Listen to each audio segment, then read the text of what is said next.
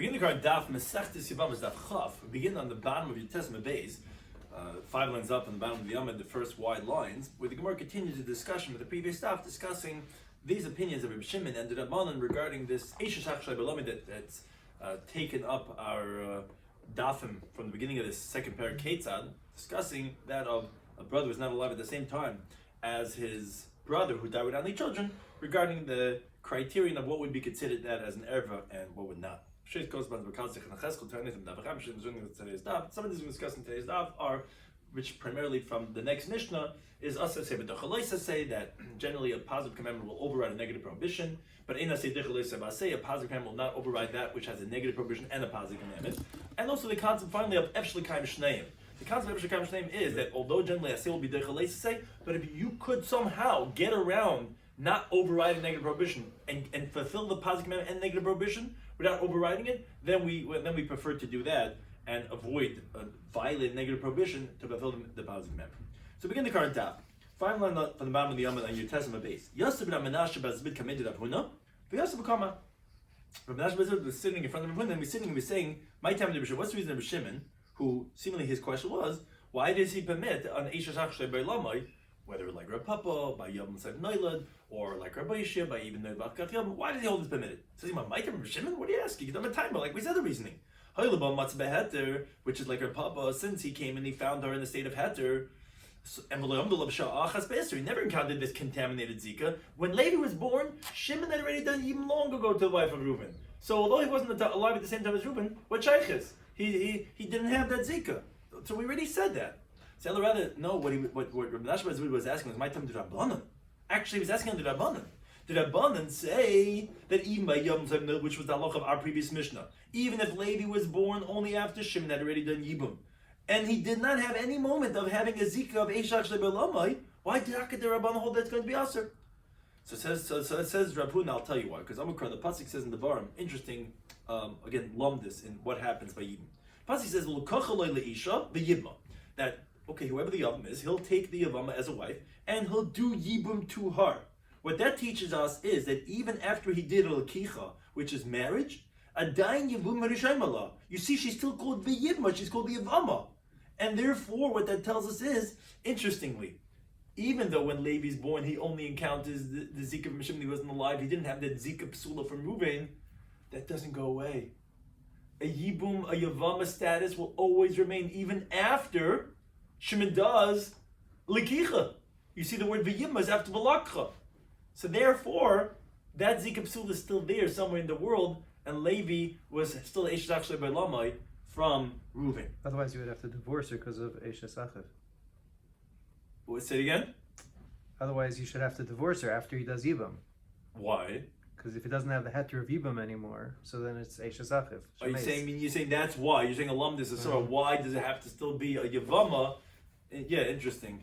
And we'll see svaras like that in today's daf regarding what happens. But that's what the Rav Huna wants to explain with the Rabbanan, that it still has the original Yevama status.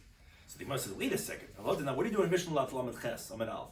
Mishnah says Kanasa, the moment that the Yavam does marriage to the Yevama, she's like a regular wife. What does that mean, regular wife? He says Malamas comes to teach as a continuing type of Chaf Amid Alf. Shemagash again. He can divorce her again. It doesn't make chalitza anymore. And if he wants to take her back after he divorced her, Machzik can remarry her. And we don't say, no, you had a mitzvah from the Torah, you did it. And now you remain with the Isser Eishesach, which is similar to the story you were saying. Like, no, to the contrary. We say that, no, she's like your regular wife now. And you don't say, how could you remarry her? She's Eishesach Shleb Mokum Mitzvah. So Hasanami says the Gemara, what do you mean? There also, Lema, you should say, V'yibma, you should say, Adayin Yivum Rishayim. What pshat? How can you say your pshat, your shtigl Torah? What do you do in Mishnah Lamed Ches? In other words, if that's the case, that when a woman has even done, you're saying the original zik is still there, and therefore Levi is still going to have the Eishes Achshay B'Lamai Reuven. So then when Shimon wants to remove her, he should require chalitza, because every woman that does yibum, you're saying, and he comes to divorce her, it shouldn't be enough for the get, because it still has yibum Rishayim Aleha. So why is it enough for the get? So the Gemara, no, Shani Hasan there it's different.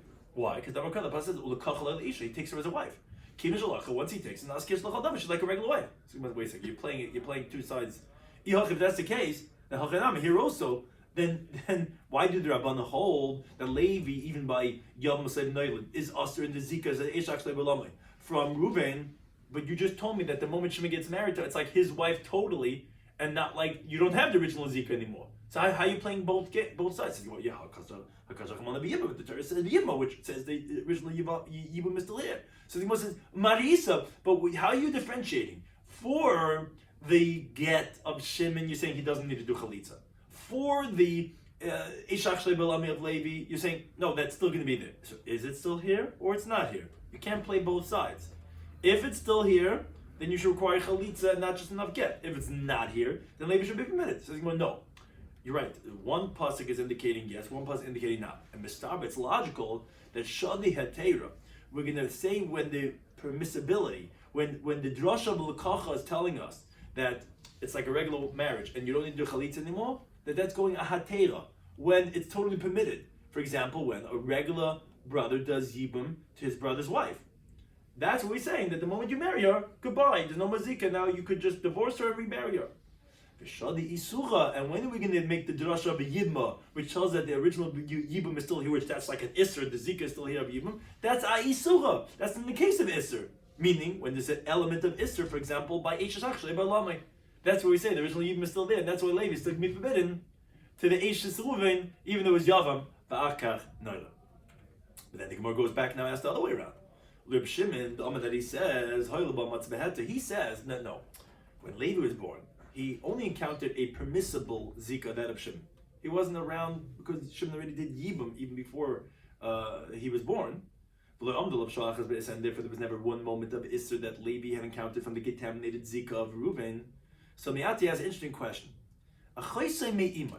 His maternal sister, which means say it's a sister from only that they had the same mother together. Shenasa achiv mi'aviv, that married his paternal brother, which they're allowed to because they're not related.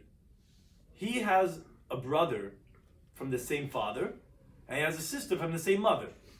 So that sister and brother are not related to each other. They're related to him because he has one parent the same with either one of them. So if that sister of his marries that brother of his before he's born, and then this brother is born, and he finds his sister married to his brother, umeis, and then his brother who's married to his sister dies, so tisyabim, he should be allowed to do yibum. What do you mean? Why should he allowed to do yibum on his sister? Because he came and encountered her in the state of permissibility. So too, like some Girsos add on, let's say his maternal brother, his wife, goes and marries his paternal brother, and then this brother is born, and then that brother of his dies, he should be allowed to do yibum because he's finding her in the state of heter, because it's his brother's wife. So the Gemara says, what are you talking about? What do you mean? How do you kasher the issue that he has to his sister?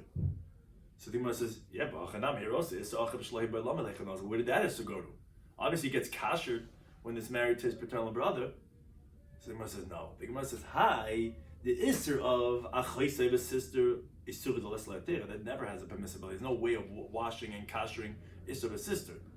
Hi, but the Isser of Ishas Ach is Isura the Isle Hetera, which Machlekes Rashi and Teis have explained this.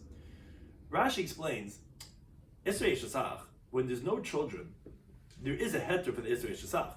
So therefore, when Reuben died without any children, the lashon of Rashi is the Isra is paka to the second brother. There's no Isra Ishas Ach, and he marries her, and the third one is coming from the second brother. So therefore, that was like what's called behetera. He only counted it matzah beheter, and he never had this isser of Eishas Ach from Reuben. Taisa says a little differently. He says that we find that the isser Eishas Ach is paka, where a man could remarry the Yevama even after he divorced her. And just like it's paka to the Shimon, the isser Eishas Ach, so it's also paka to the brother that's born. And therefore, like Taisa says, it's like Eishas Achav Shahai Bailamai. Because it sounds similar to Rashi, but it's different. And ultimately, they're both saying the same idea. But the Eishas Ach is not here anymore. it's an isser that has a heter, and Levi therefore never has the isser over here. Kachas Achayse, what Shaykh Achayse doesn't get kasha because it marries his brother, and therefore that's the understanding of Reb Shimon. Why if it's matzah beheter and lo b'shar achas, that then that's going to be obviously mutter in kachas Achayse me'imoy. Obviously that's going to be usher even if it's marrying his brother. Continue with the next Mishnah, which really summarizes from the beginning of the Masechta up until this point, and then moving on to another category. Klal Amar B'Yevam. There was a rule they said regarding Yevamos. Kol she Issa Erva. Any one woman that's Issa Erva, which that was the beginning of our Masechta, we had 15 women. So then Leichaletzav Lemesebemes, that you don't do Chalitza or Yibam on the Tzara, and for sure the Erva herself. Now, a new category is Issa Mitzvah Issa Kedusha, which the Mishnah itself is going to explain what it is. When is it prohibited from a mitzvah or prohibited because of sanctity, then the halach is Chaletzav Lemesebemes. Then you do Chalitza and you don't do Yibam. Now, another case which we had mentioned in the past is a chaysa. Now, if the sister of the erva, shehi yevimta, that she is her yevama. For example, let's say two sisters fall from two brothers. Reuben and Shimon died, and Reuben and Shimon married to two sisters, to Rachel and Leah. Now, one of them is an erva to Levi. For example, let's say it's Levi's daughter-in-law or mother-in-law that was married to one of his brothers, and she's one of the sisters. So then it's chayletzes oimus yabemes. Then the sister of the erva, you could do either chalitza or yibum, because obviously what it's addressing is usually it's a chesed kukasai. When Reuben and Shimon both died, so their wives are sisters of the skukah. So you can't do yibum to any one of them. Here, since one of the two sisters is an erva to him, it's his mother-in-law or his daughter-in-law, so she's not a zakukah to him at all. So to the other sister that's falling from one of the other brothers, you could do yibum or chalitza too. Now the Mishnah explains the case of Isser Mitzvah. It's really going back. It's like why we brought this in and we're going back. But we explain that Isser Mitzvah is what? Is shnias. Why isn't she Tzara? No, it's from two different brothers. Yeah, but now good point, but it's two different brothers. They both fall to Levi. Right. But it's not Tzara. If you want only Reb Shimon says that of Litzra, but it's only a chesed kukasa. It's not a tzar. It's not a tzar, but it's not from two, not from the same brother. So what's Issa Mitzvah, says the Mishnah Shnias? It's secondary arayas, midivri sefer from rabbinic law that Rabban Geyser, and the Gemara is going to explain that. So when it's rabbinically prohibited, okay, then you have to do chalitza and you cannot do yibum. You can't do yibum because rabbinically forbidden, but neither can you walk out scot-free because ultimately biblically you're obligated. So therefore you do chalitza. What's Issa Kedusha, which the Gemara is going to explain what the terminology of mitzvah Kedusha, but the prohibition of sanctity is amol kohen gadol. Let's say the brother who was a kohen hedjid was married to this woman and he dies without any children. Now his widow falls for a kohen gadol. His brother's a high priest. Now a kohen gadol is forbidden in a widow. Or let's say grusha v'chalutza kohen hedjid. Let's say the one who died, he actually was over in Isser. He married a woman who is divorced or is chalutza, which a regular kohen is not allowed to.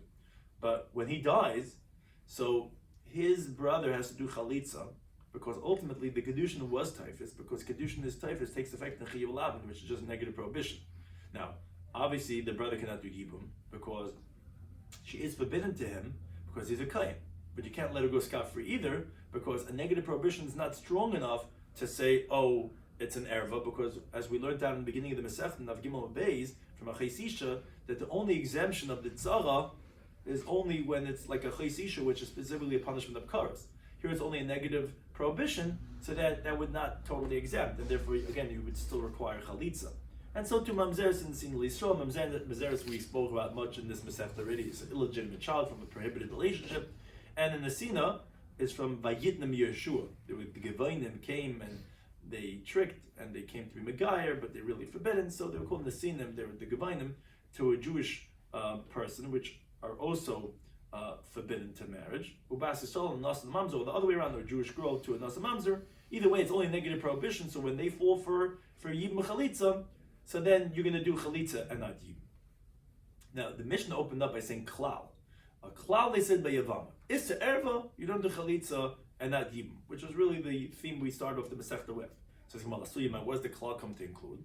So So my papa, he says Lasuya Tzoras Alnis, come to include the Tzarav and Alnis, which is Ukadirabasi, which we said this in the first paragraph of Yud Bezam and Aleph, that we said that when there's one of the women is an Alnis, one of the co-wives, the Tzaras, you're not going to do Chalitza or Yibam, because we call an Alnis like an Erva. Why? Because she's excluded from the pasuk of Yibam when it says Asher Teled, so therefore she has like an Isser Eshes Ach, because she does not have the heter of Yibam. So therefore her co-wives are Tzaras Erva. That's what our Mishnah is coming to when it says Klal. Now Vegetam, those is actually opposite. Because what are the next words in the Mishnah? Our Mishnah, we said a general rule they said by Yevama is Kol Shisuche Isser Erva. If it has Isser Erva, then this Lo Yichal Etzum Zememes. Oh, who does Sirat Sarasa? That's why we say the co-wives are significant. Halo Yisura Isser Erva, but it's not an intrinsic Erva. Saras Lo Yisira, then the co-wives not going to be forbidden, even if one of the women are forbidden to be taken in Yibam. So L'mu'utema, what's that coming to exclude?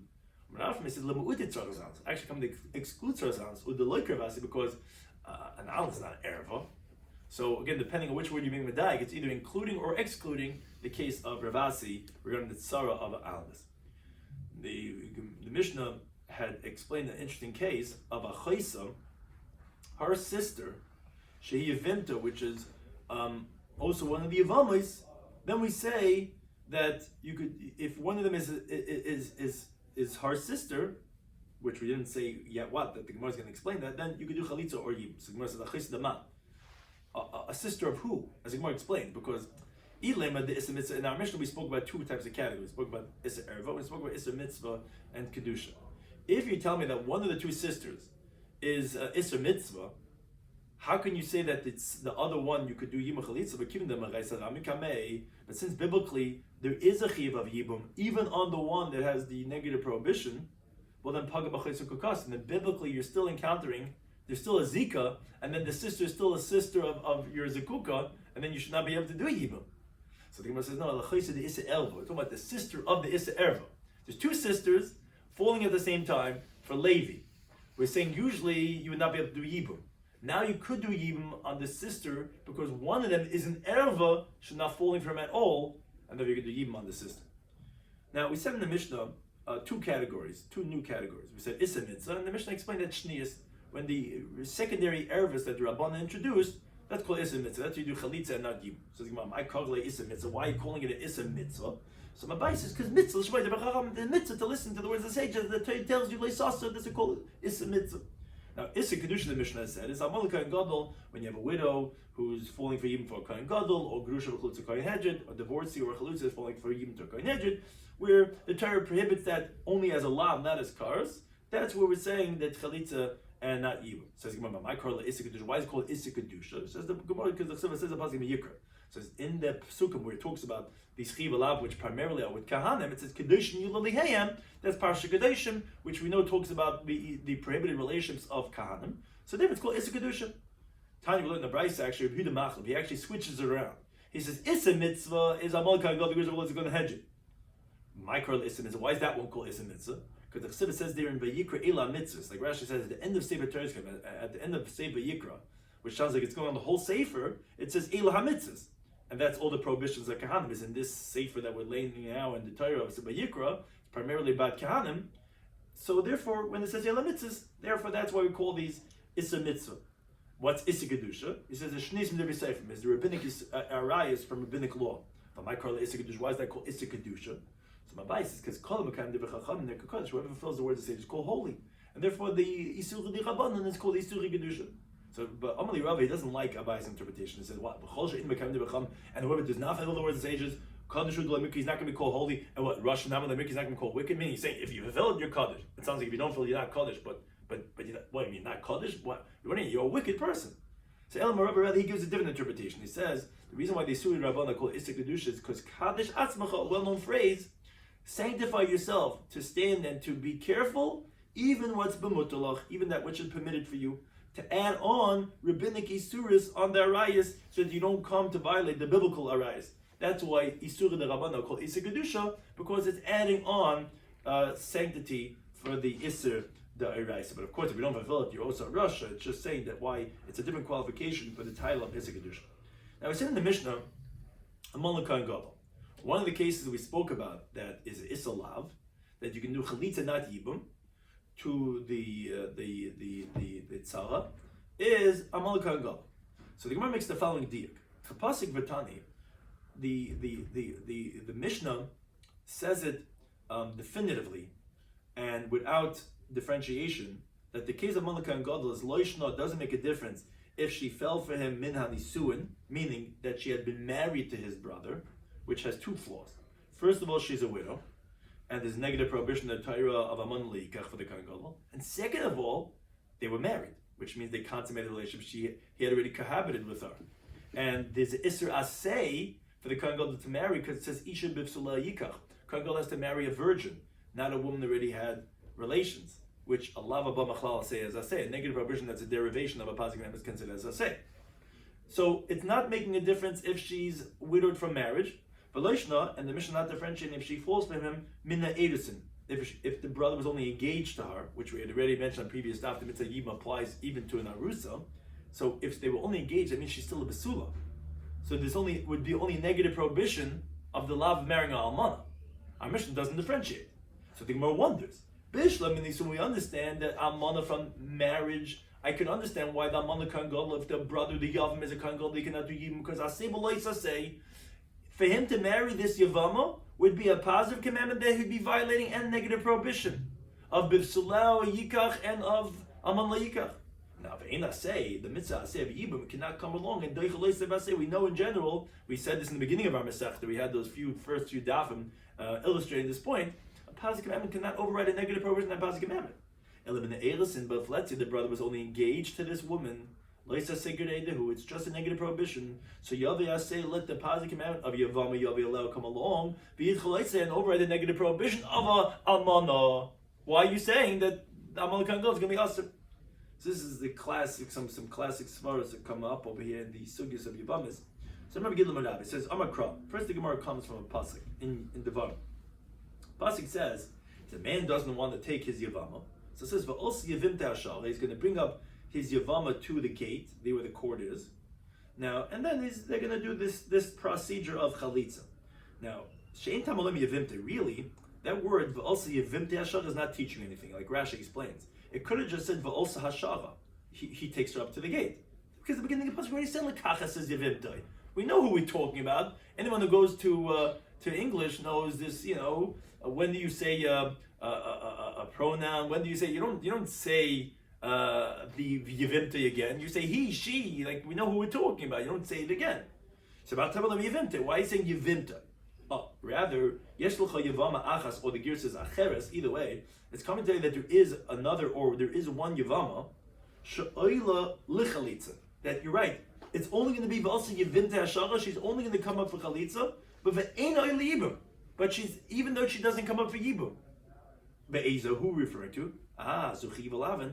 That's the woman who has a negative prohibition, as Rashi explains. Had the pasuk written, if the man doesn't want to take his Yevama, and the also sha'ar without saying the word Yevimta, it would sound like that only the woman that you could have been lekachas is Yevimta, and you're not. That's where the Torah requires you also sha'ar that you take her to the gate to do chalitza. But chiva lavin, where you cannot take lekachas because there's negative prohibition, so then I would not say that it's going to apply for the also, and therefore you're not going to do chalitza. That's why I say v'alsa yevimta, the word v'alsa yevimta hashara, extra word to tell you that there is going to be a different yevama that will go to the gate to do chalitza, even though you cannot have lekachas because you're not really yibam, which is a chiddush. Because usually we say if it's not really, but not chalitza. No, chiv alam, the Torah is telling you that even though you cannot do yibam, you're going to do chalitza. Says, how do you know? Which way Rashi learns the Gemara's question is that maybe say chiba krisis also you should learn from here. This should also require chalitza. Why do you start off this Masechta telling me that when the chiba krisis is one of the 15 that dies, there's no chalitza, no yibum, but maybe it should tell me even though it's not oily yibum because the chiba cars, but still oily chalitza. That's what also Yevimte Ashar is coming to tell you, like you're saying b'chiba lam. Why didn't you say something b'chiba krisis? And that's the thing. No, the pasuk says im loyach b'tzeish lekachas, if the man does not want to take her, then he's going to do chalitza. Sounds like hachafitz. If he would want to miyam, then he could do yibum, which that teaches us because kol oili yibum oili chalitza. Only if you can do yibum, then you can do chalitza. But b'choshen oili yibum oili chalitza, if you cannot do yibum, you cannot do chalitza, and the 15 arise, you can't do yibum, so then you can't do chalitza. He says, well, wait a second. Didn't we have this theme already about double playing both sides? Same question, says the Gemara. If that's the case, chiv alamanami. Those are not oily yibum. So how could you say yivimta is telling you the oily chalitza? So the Gemara says, no, but the Torah says, the extra word yivimta, they tell you that even though there's no yibum, there's going to be chalitza. So the Gemara says, Omaja Isa, how are you playing both sides? Where do you see fit to say, there's one that's including, there's one that's excluding? The one that's including, you tell me, oh, yeah, you'll do chalitza for chiv alav. The one that's excluding, there's not really even chalitza, that's excluding chiv increases. How do you see fit? The Gemara says, as you continue on the base, mistabra. That's from logic. Chiv alavin, negative prohibition, we know the halacha is tavs to be kedushin. Kedushin takes effect after the fact of chiv alavin. So therefore, after the fact, it does work into the pasuk of v'layachbetz ish lakachas is v'yem, because b'di'evet it would have been lakachas, and therefore it's like it is a somewhat of a ulsi event. It is a somewhat of a oily yibum, because after the fact it would work. Chiv kris on the other hand, l'tavs to be kedushin does not take effect. And therefore, even if he would be violating this Yevman, he would marry her, it would not be a lekachas, and therefore does not work into the pasuk, and therefore that's where we're going to say that kol she'ein libim in a lechalitza, in contrast to chiv alavin. That's what the Gemara is holding right now. How do we know chiv alavin? The halach is going to be chaletzes v'lemis and because the Torah is including it from the extra word yivimta to tell you also even dashava, even though she cannot have a lekachas as yivimta. But Masav Rava asked on this interpretation from a brisa. The brisa says issa mitzvah, which according to one interpretation that was the issa d'Rabbanan, or the issa kedusha, which is a negative prohibition, either one. Let's say he had yibum with her or he did chalitzta, so niftat tzachasa, so that exempts her co-wife. So let's say one of them is, let's say it's a kohen hedjit, and his brother was also a kohen, was married. One was a regular woman and one was a gerusha. So the gerusha is the issa kedusha. So if, let's say, the brother does yibum or chalitza to the grusha, okay, it's going to exempt the co-wife. Says the Gemara, says Rav, maybe you're going to entertain to say like Rav, that chiv alavin, you're telling me that your interpretation was negative prohibition, midayraisa lechalitza. You learned that from a word in the Torah. The word yevimta, you made a whole drasha that it's a biblical law. That the chiv alavin has chalitza, and that is libim loydamya, right? You tell me it's only for hashara lachlitz. But there's no inclusion. Biblically, it's telling me that there's no yibum. So then keep all out. So then if the yavam does bia, if he does yibum with the grusha, I might have to tzarasa. Why is he going to exempt the tzara? You didn't do anything. The Torah only lets you do chalitza, not yibum. Says the Gemara, who ma'isel abu mafarakla? Rava asked the question, he also answered it. An interesting type of an answer. Let's start the Ketani. This brisa is different options. It's not totality. Meaning, there was two things you said. If bola, a cholatzla, it's an exempted tzara. They're going on the different cases of the issa mitzvah and issa kedusha. There's two cases, and there was two options. One option for one case, and one option for the other case. Not like both options are for both cases. Bola, when we said that if he has yibum with her, so that's going on issa mitzvah. That's going on when the woman's only rabbinically forbidden. Oh, midaraisa, she's fit for him. So, yeah, after the fact, even though you violate Issa Rabbanan, that will exempt the tzara with that bia. When we said chalatzla, that was going at Issa Kedusha. That is where you're right, there's only chalitza over there. So there the chalitza is going to exempt their co-wife. But you're right, bia wouldn't work because that does not include it. Yevimta is only for chalitza, not for yibum. But Masav Rava continued to ask now from another brisa. The halacha is that a betzua daka, someone with crushed testicles, ukrosh shafcha, or a severed organ, which is the Gemara is going to explain later on, Perek Al Daf Ayin and Aleph, or Sfis Adam, which is that he was castrated by a person, not because of an illness that it happened by itself, where there's a negative prohibition for a Sfis Adam to marry a woman, because he's also including the category of Petzua Daka and Kurei Shavcha, where he's not allowed to marry a regular Jewish woman. Like it says, Lo Yov Petzua Daka, it says in the Torah, they're not allowed to marry B'Kal Hashem.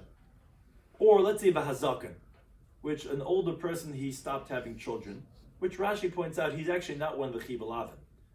Rather, we're just coming to tell you that even though he cannot have children, his bia will still be a bia to acquire the yevama, and therefore she will be able to be divorced from him just with a get.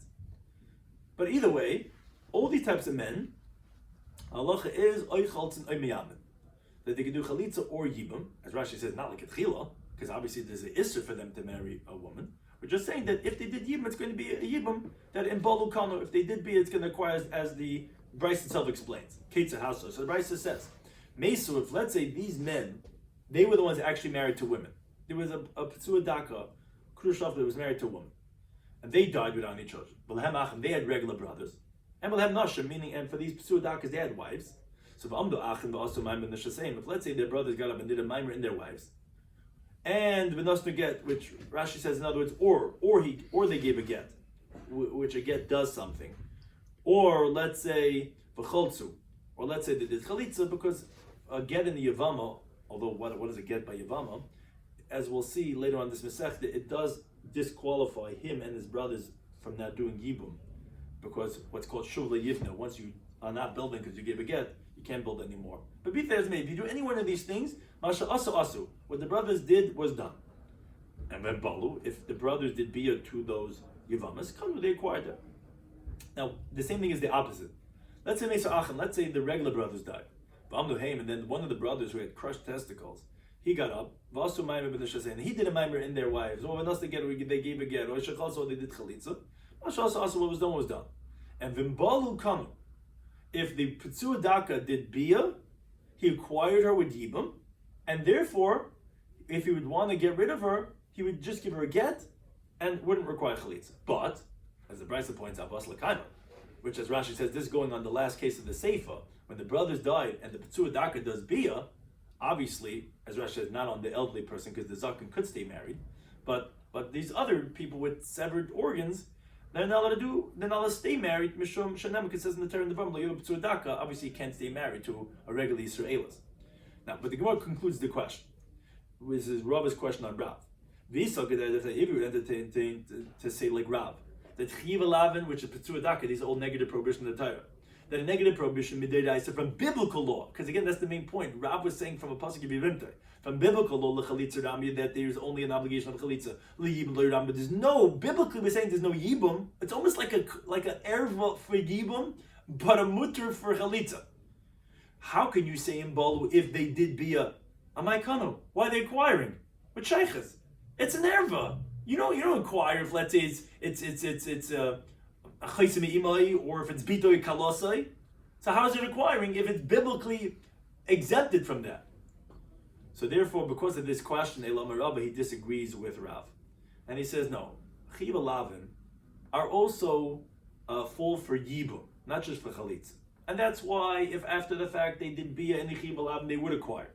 But then your question was, then why when we said in the Alman Lukan Golda in our Mishnah, which we did not differentiate, and we said that it's going to be chiva lavin, even almana that's just narusa, that's also a kind gadol. We're going to say that you can do chalitza not yibum. You would ask why? Why do yibum? Why didn't say asay dechalesa say? That was the whole question that started off the discussion. So Rabbi says that's not a difficulty because almana to a kind gadol when the eris and nami asay v'leisa sehu. It's not just a leisa say. We knew from the nisuin it's asay v'leisa say because that's bepsula yikach and that's almana yikach. He's saying even from besula. From Erizin would also be a say why? Because it says the positive yikar kadeshim yu leliheya. Kadeshim yu is also an asay. So even a regular monom in the Erizin is also asay v'leiser. So mamzeres in the scene, Michael. What are you going to say with the mamzeres in the scene? That was also one of the cases of an iser kedusha, of an iser lav. There's no asay over there. So no, it says you should be holy. It's a mitzvah asay. Also going on mamzeres in the scene. Says, well, wait a second. If that's the case, then every mitzvah in the Torah is you should be holy. Every mitzvah has the mitzvah say now. You should never be able to say because every mitzvah in the Torah has a say with it too. So because of that question, Elam Rabba, rather the Gemara amends and say no.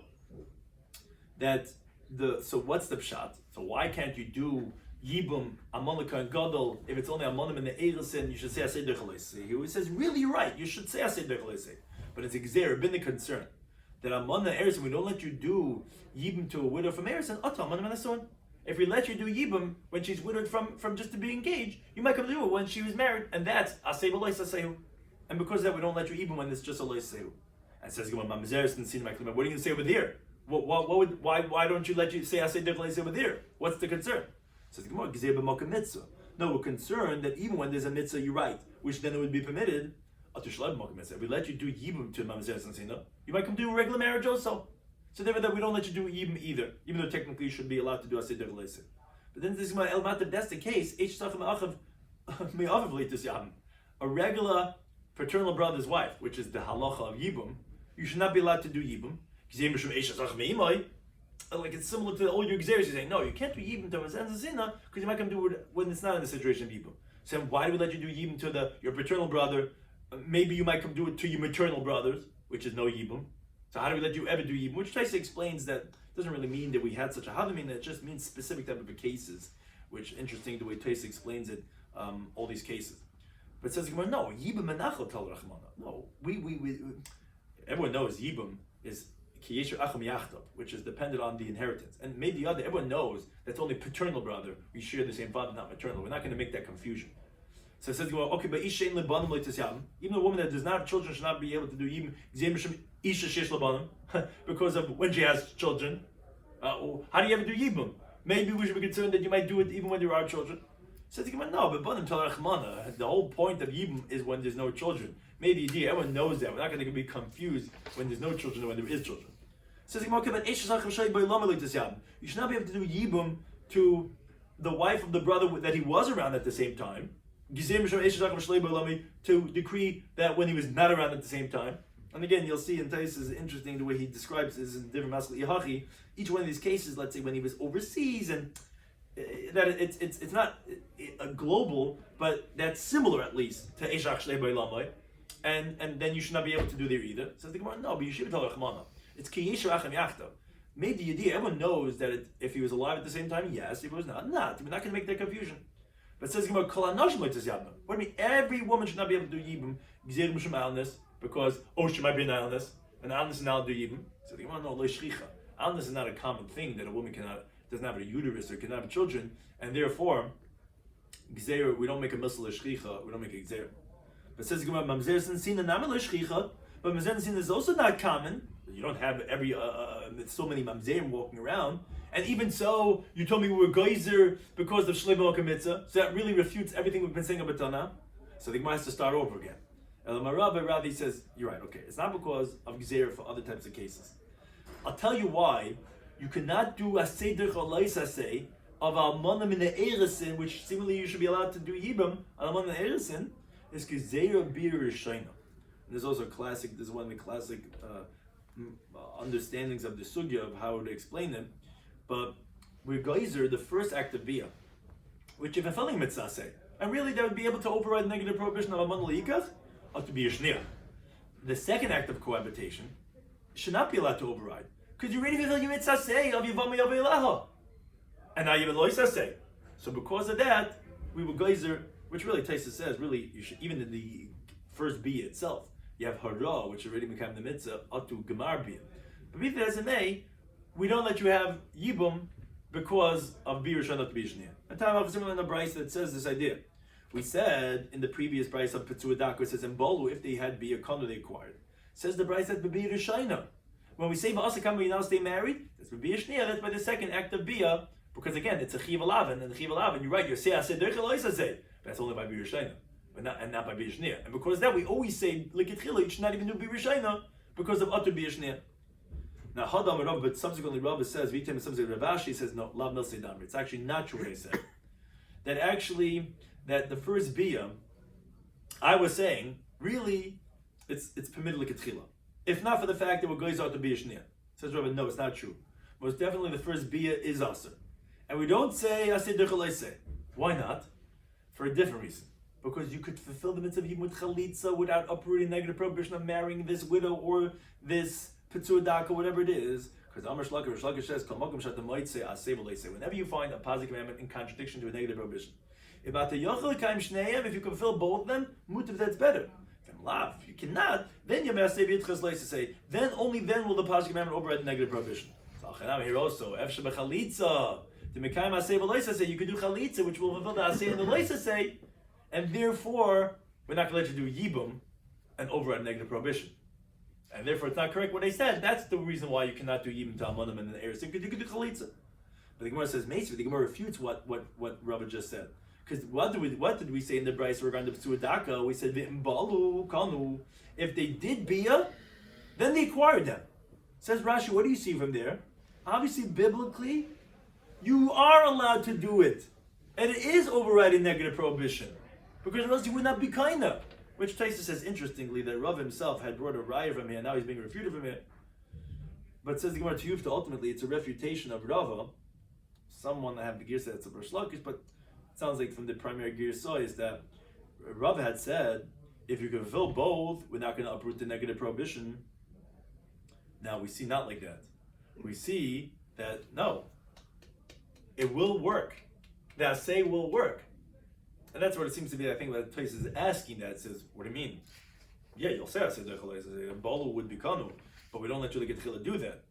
But it sounds like from the Gemara that they're asking, no, that you would not even be able to do it if you didn't have a seder say. So Rabbi who said that if you could fill both, it doesn't let you uproot the lav, so imbalu should not be kaina. Why should it be kaina? You have no heter to do this. You don't say seder chalais. There's no seder chalais say. If mefshel kaim shneim, you don't do it. And you see it is. Obviously, you see not like Rava, that's a refutation of him, and that you see that, at least in this context, that we will say that you could do yibum, again, like a chila, maybe not, but definitely b'diavad, it's going to be a king. Thank you to any time for hosting us.